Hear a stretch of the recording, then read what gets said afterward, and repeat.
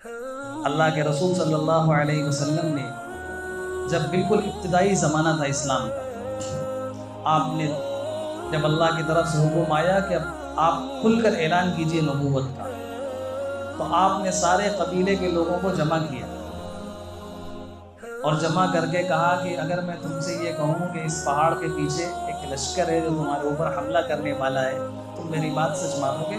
سب نے کہا کہ بالکل سچ مانیں گے، آپ نے آج تک جھوٹ بولا ہی نہیں۔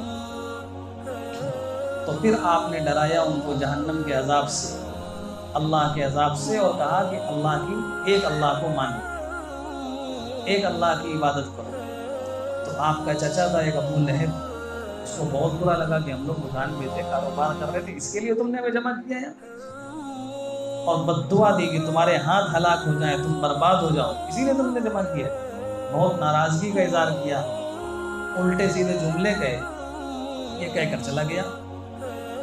اللہ پاک کو اتنا غصہ آیا کہ اللہ تعالیٰ نے جو الفاظ اس نے اللہ کے محبوب صلی اللہ علیہ وسلم کے لیے استعمال کیے تھے کہ تمہارے ہاتھ ہلاک ہو جائیں، ہاتھ ٹوٹ جائیں، تم برباد ہو جاؤ، اللہ نے اسی جیسے بلکہ اس سے سخت الفاظ قرآن میں استعمال کر کے پوری سورت نازل فرما دی۔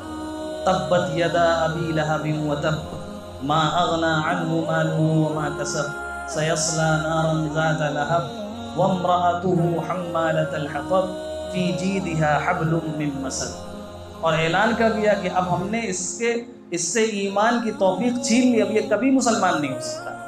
حالانکہ مکہ کے بہت سے لوگ ایمان قبول کیا، انہوں نے ایمان لائے، مسلمان ہوئے، لیکن اس کو ایمان لانے کی توفیق نہیں ہوئی، اللہ نے سلب کر لی ایمان کی، اور اسی کفر کی حالت میں وہ مرا دنیا سے گئے، بہت بہت بری موت ہوئی، یعنی ایسی موت ہوئی، وہ اپنے آپ کو بڑا فخر اس کو محسوس ہوتا تھا، بڑا مال اور دولت ہے میرے پاس، میں سردار ہوں، مرا ایسی بری موت، ایسا جسم اس کا سڑ گیا کہ گھر والوں نے ہاتھ لگانا گوارا نہیں کیا، حبشی غلاموں کو بلا کر دور گڈھا کھود کے، حبشی غلام بھی پاس میں نہیں گئے، ڈنڈے سے اس کی لاش کو دھکا دے کر گڈھے میں ڈال کے گڈھا بن گیا، ایسی بری موت۔ اپنی شان میں گستاخی کرنے والوں کے بارے میں وقت کے دو پیغمبروں کو بھیج کر بھیجا، کا نرمی سے گفتگو کرنا، ہو سکتا ہے ایمان قبول کر لیں، ہو سکتا ہے تمہاری بات مان لیں، لیکن اپنے محبوب کی گستاخی کی بات آئی تو یہ نہیں کہا کہ چلو چھوڑ دو، ہو سکتا ہے توبہ کر لے، ہو سکتا ہے ایمان لے آئے۔ قرآن پاک کی پوری سورت نازل فرما۔ ایک موقع پر آپ صلی اللہ علیہ وسلم نے ایک نکاح کیا، حضرت زینب رضی اللہ تعالیٰ، آپ کی بیٹی بھی تھی زینب، اور ایک آپ کی اہلیہ کا بھی نام تھا زینب، ان سے نکاح ہوا۔ نکاح کے بعد آپ نے ولیمہ کیا۔ ولیمہ کیا، اس گھر پہ کچھ کھانا وغیرہ بنا ہوگا، کچھ صحابہ کو گھر ہی میں بلا لیا۔ تو بعض صحابہ نبی نے بلایا، کتنے خوش ہوئے ہوں گے، تو کچھ پہلے چلے گئے، اور کچھ لوگ ایسے کہ کھانے کے بعد بھی بیٹھے رہے، وہی باتیں کرتے رہے، کہاں ملے گا ایسا موقع، بار بار نبی کے گھر میں آ گئے ہیں یا بیٹھے ہیں۔ اللہ پاک نے قرآن میں آیتیں نازل فرمائی، اور حضور صلی اللہ علیہ وسلم کو اس سے تکلیف ہوئی، آپ کا اپنا وقت تھا، وہ آپ کو کچھ اور کام کرنا تھا، اور آپ شرم کی وجہ سے کہہ بھی نہیں سکے بلائے ہوئے مہمان کو کہ بھائی وقت ہو گیا، جائیے آپ۔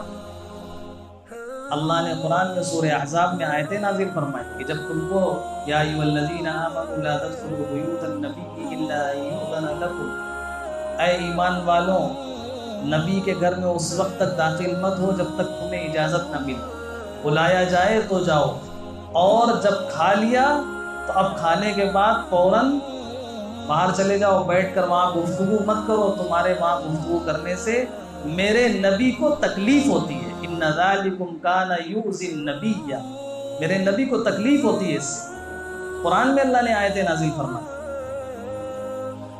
سورہ حجرات میں فرمایا کہ اے ایمان والوں، نبی کے سامنے زور سے مت بولا کرو، لا تجهروا له بالقول كجهر بعضكم لبعض ان تحبط اعمالكم، اور آپس میں ایسے نہ بلایا کرو نبی کو جیسے آپس میں ایک دوسرے سے بات کرتے ہو، پکارتے ہو، اگر ایسا کرو گے تو تمہاری زندگی کے سارے اعمال ہم ختم کر دیں گے، وانتم لا تشعرون، تمہیں پتہ بھی نہیں چلے گا، تم تو سوچو کہ ہماری زندگی میں بڑی عبادتیں ہیں، بڑی قرآن کی تلاوتیں ہیں، سب کچھ ہے، نبی کی شان میں گستاخی کی تو ساری عبادتیں ختم، اور تمہیں پتہ بھی نہیں چلے گا کیسے ختم ہو۔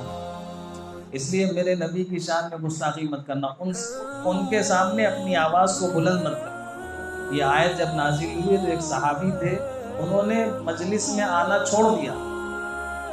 اللہ کے رسول صلی اللہ علیہ وسلم نے بہت دنوں تک دیکھا کہ وہ صحابی آتے تھے، اب نہیں آ رہے، تو ایک مرتبہ خود ان کے گھر تشریف لے گئے اور پوچھا کیا بات ہے تمہیں دیکھتا نہیں ہوں؟ تو فرمایا کہ یا رسول اللہ یہ آیت نازل ہوئی اور میری آواز فطری طور پر بلند ہے، میں تیز بولتا ہوں، بعض لوگوں کی آواز ہی ویسی ہے، تو کہیں ایسا نہ ہو کہ میرے سارے اعمال حق ہو جائیں، ضائع ہو جائیں۔ اللہ کے رسول صلی اللہ علیہ وسلم نے فرمایا کہ نہیں، تمہارے بارے میں آیت نازل نہیں ہوئی، تم تو مجھ سے محبت کرتے ہو، تمہاری آواز ویسی ہے، تم آیا کرو، پھر وہ آنے لگے۔ ان آیات میں قرآن پاک کی یہ سب سے پہلا ایمان والوں سے خطاب، اور اس میں حکم ہے کہ نبی کا مقام اور مرتبہ پہچانو، یہ دین اسلام کی بنیاد ہے۔ اگر نبی کی محبت ہمارے دل کے اندر نہیں ہے، کوئی ساری زندگی لا الہ الا اللہ پڑھتا رہے، محمد رسول اللہ نہ کہ مسلمان ہو سکتا ہے؟ ساری زندگی پڑھتا رہے لا الہ الا اللہ، محمد رسول اللہ کے بغیر مسلمان نہیں ہو سکتا ہے۔ کلمہ لکھا ہے یا لا الہ الا اللہ؟ دیکھیے اللہ اور محمد کے بیچ میں کچھ ہے؟ جہاں پر لا الہ الا اللہ، اللہ کے بعد سب سے پہلا کیا ہے؟ محمد الرسول اللہ۔ یہ مقام اور مرتبہ ہے اللہ کی محبت۔ اللہ نے قرآن میں فرمایا والذین آمنوا اشد حبا للہ، ایمان والوں کے دل میں سب سے زیادہ میری محبت ہوتی ہے۔ اللہ کے رسول صلی اللہ علیہ وسلم نے حدیث میں فرمایا کہ اس وقت تک تم کامل مومن نہیں ہو سکتے جب تک میری محبت تمام محبتوں سے زیادہ نہ ہو جائے، یعنی اللہ کی محبت بھی سب سے زیادہ دل میں ہو اور اللہ کے رسول صلی اللہ علیہ وسلم کی محبت بھی سب سے زیادہ دل میں ہو۔ یہ دونوں محبتیں ایک ساتھ دل کے اندر جمع ہو۔ دنیا میں دو لوگوں کی محبت ایک ساتھ جمع نہیں ہو سکتی۔ کیوں نہیں ہو سکتی؟ اس لیے کہ دونوں کی محبت میں کبھی نہ کبھی فرق ہو جائے گا۔ مثال کے طور پہ ایک آدمی ہے، وہ سوچتا ہے کہ میں اپنی ماں کا بھی حق ادا کروں، بیوی کا بھی حق ادا کروں، اس کو بیوی سے بھی محبت ہے، ماں سے بھی محبت ہے، لیکن یہ دونوں محبتیں ایک ساتھ باقی نہیں رہ سکتی۔ اس لیے کبھی ایسا ہوگا بیوی کچھ کہے گی، ماں اس کے خلاف کہے گی، کبھی ایسا ہوگا ماں کچھ کہے گی، بیوی اس کے خلاف کہے گی، دونوں میں سے ایک کو اس کو اختیار کرنا ہوگا۔ لیکن اللہ اور رسول کا معاملہ ایسا نہیں، دونوں محبتیں ایک ساتھ جمع ہو سکتی ہیں۔ اس لیے کبھی ایسا ہو ہی نہیں سکتا کہ اللہ پاک کوئی ایسا حکم دے جو نبی کے حکم کے خلاف ہو، یا اللہ کے نبی کوئی ایسی بات کہیں جو اللہ کی مرضی اور اللہ کی منشا کے خلاف ہو۔ کبھی ایسا ہو ہی نہیں سکتا، دونوں محبتیں ایک ہی درجے میں جا کر دل کے اندر جمع ہو سکتی۔ فرمایا ایسی محبت ہونی چاہیے، اسی لیے کوئی فرق نہیں کلمے، اور ہر مسجد میں لکھا ہوتا ہے لا الہ الا اللہ محمد الرسول اللہ۔ ہاں بعد میں ہے ان کا درجہ، اس لیے ان کا نام بعد میں، سب سے پہلے اللہ کا مقام اور مرتبہ ہے، اس کے بعد کائنات میں کسی کا درجہ ہے تو حضرت نبی کریم صلی اللہ علیہ وسلم کا مقام اور مرتبہ ہے۔ اس آیت کا تقاضا یہ ہے کہ ہمارے دل کے اندر سب سے زیادہ محبت حضرت نبی کریم صلی اللہ علیہ وسلم کی ہونی چاہیے۔ محبت کا تقاضا کیا ہے؟ محبت کا تقاضا یہ ہے کہ ہماری زندگی ان کے رنگ میں رنگی ہونی چاہیے۔ محبت زبان سے کوئی کہتا رہے میں محبت ہے محبت ہے، اس محبت کا کوئی اعتبار نہیں۔ کوئی انسان ساری زندگی کہتا رہے کہ ہمیں اپنے ابا سے بڑی محبت ہے، بڑی محبت ہے، بڑی محبت ہے، اور ابا کہ بیٹا ایک گلاس پانی پلا دو، آپ پانی نہیں پلائیں، اس کو کوئی محبت ہے؟ بات کوئی نہ مانے اور زبان سے کہتا رہے، اس زبان کی محبت کا کوئی حیثیت نہیں اس کی۔ اصل تو ہے بات ماننا۔ محبت کا تقاضا یہ ہے کہ انسان ان کے رنگ میں رنگ جائے، انہوں نے جو کام جس انداز سے کیا اسی انداز سے کرنے لگے۔ ایسی محبت جب دل کے اندر پیدا ہو جائے گی تب ایمان کامل ہوگا۔